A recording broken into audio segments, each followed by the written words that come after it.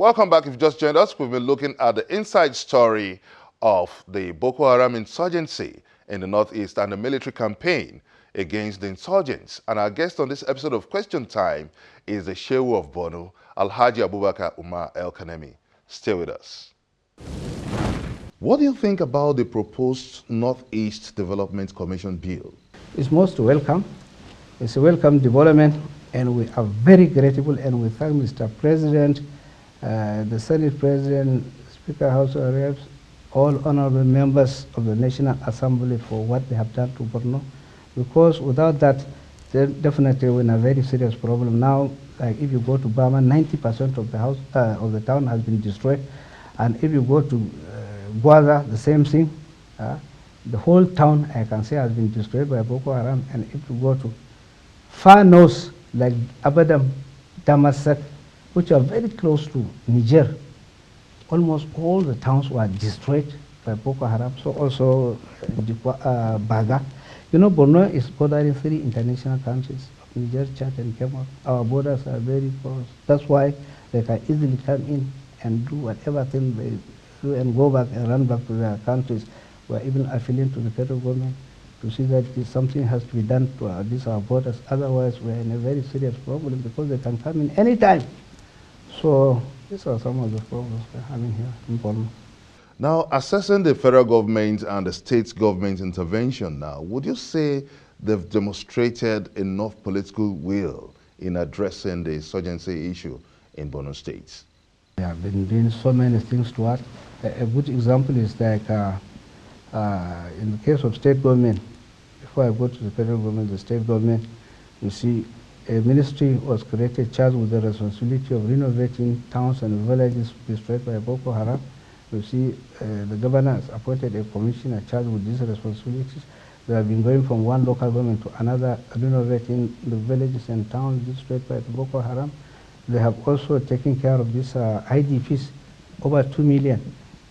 And many of these IDPs are squatting with the host communities within the township and other local government headquarters.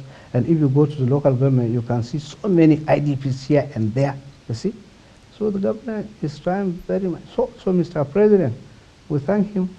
So also the military, you see, like complete takeover of this Sambisa, liberating of these towns and villages destroyed by the Boko Haram. You see, taking over of this Sambisa by the military. The military are doing their best. The government is doing its best. So we really commend them. We thank them for all what they have been doing. Because if not because of that, Borno could have been nowhere by now. We have suffered.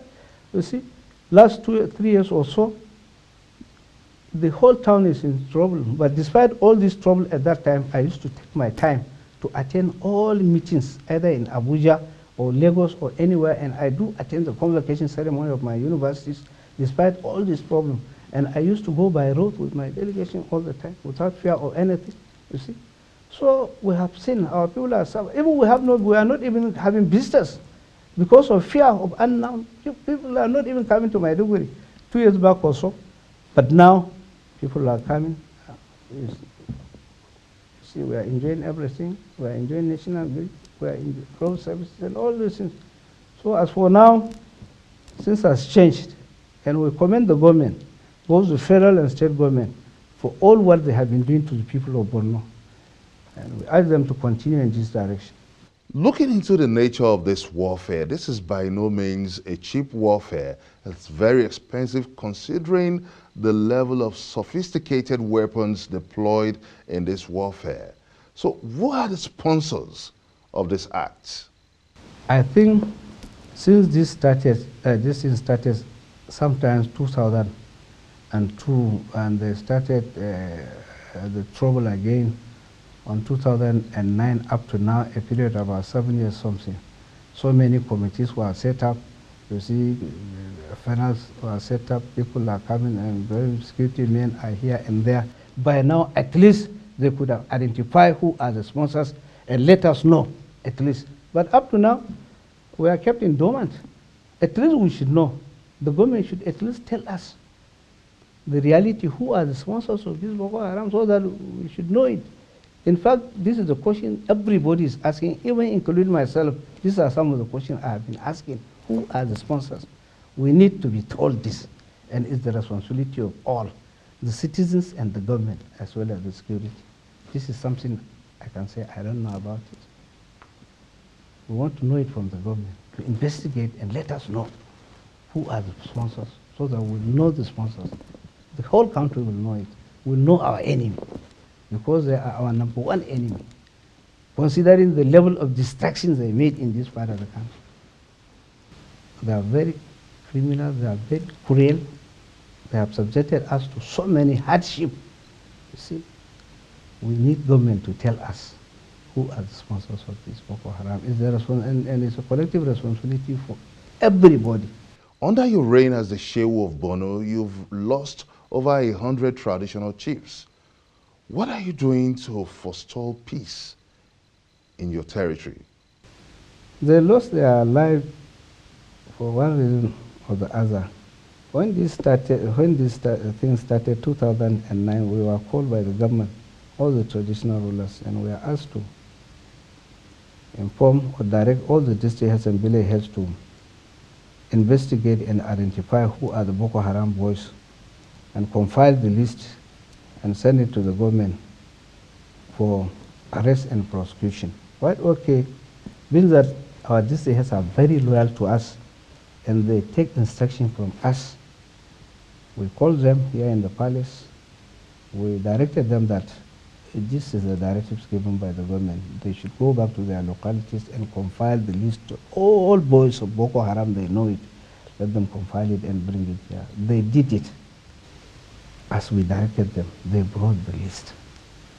We compiled it and we sent to all appropriate authorities at that time. So these Boko Haram boys were followed house by house, village by village. They were arrested, you see, and brought it to the security agents. So somehow this, as I said, national media, one of this media, they came out by saying that it's an act of police brutality where some of these things they have been doing are injustice and all this is a human rights abuse and all this is. So these Boko Haram boys were released. Most of them were released.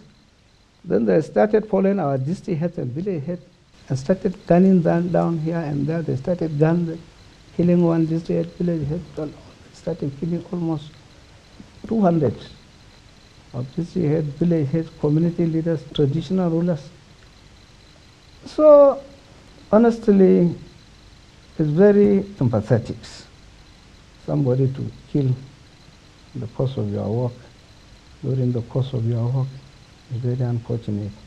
Before we wind down this conversation now, let's look at the post-insurgency strategy. What are your plans in the line of giving the youth employment, gender equality, the girl-child education, and also infant and maternal health?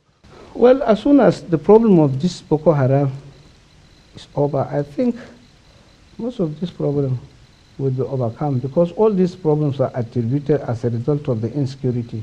But once, if this thing is over, I think all these things will be overcome, because the way how the government is taking care of the state activities by touring all villages and towns by the governor, you see his care and concern to the people of Borno, touring one local government to another through his council and all this. I think all these things will be over once if we have a complete peace. All these things will be over.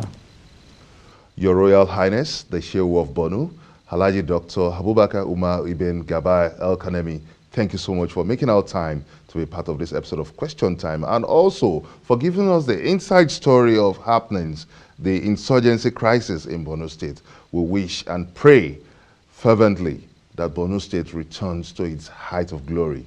Thank you so much indeed. And that's it on this episode of Question Time. You may also send us your comments on our various social media platforms showing on your screen. Join us next week on another exciting episode of the show on Channels Television. Many thanks for watching. I'm Benga Shuru. Bye for now.